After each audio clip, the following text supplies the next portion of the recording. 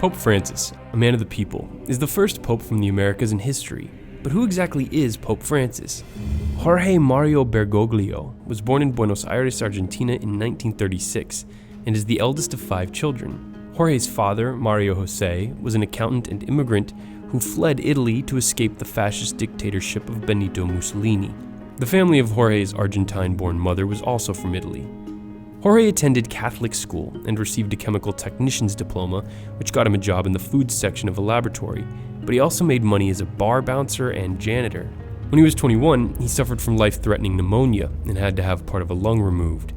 After 3 years of studying, Jorge entered the Society of Jesus as a novice. Although he wasn't 100% sure, he wanted to continue his religious career because he was crushing on a girl. But he did continue and was ordained to the priesthood at 32. Jorge continued his spiritual training while rising through the ranks of the church in Argentina, while also spending time in Spain, Ireland, and Germany. In 1998, Jorge Bergoglio became Archbishop of Buenos Aires. 3 years later, Pope John Paul II elevated him to cardinal. In the 2005 papal conclave, Bergoglio received the second most votes behind Joseph Ratzinger, who became Pope Benedict XVI. On March 13, 2013, Jorge Bergoglio became Pope, taking the name Francis. He is the spiritual leader of an estimated 1.1 billion Catholics. From the start, his papacy has set an extremely humble tone, resulting in worldwide admiration. For one thing, Francis chose not to live in the luxurious official papal residence in the Apostolic Palace, residing in the Vatican guest house instead. This gave him the credibility to undertake drastic reforms to set the Catholic Church's financial house in order by ending excessive spending by many cardinals and bishops and bringing an unprecedented level of transparency to the Church. He's also taken progressive stances on social and scientific issues, acknowledging the Big Bang as the origin of the world and the validity of evolution.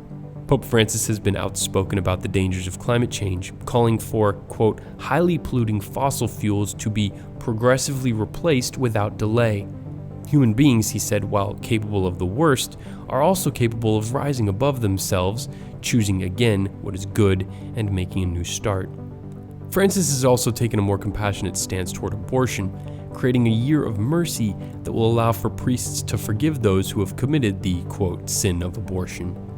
In respect to homosexuality, Francis famously said, quote, if someone is gay and he searches for the Lord and has goodwill, who am I to judge?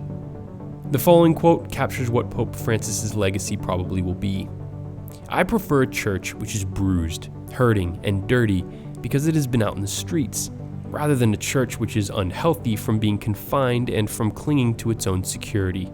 He goes on, I do not want a church concerned with being at the center and then ends by being caught up in a web of obsessions and procedures, end quote.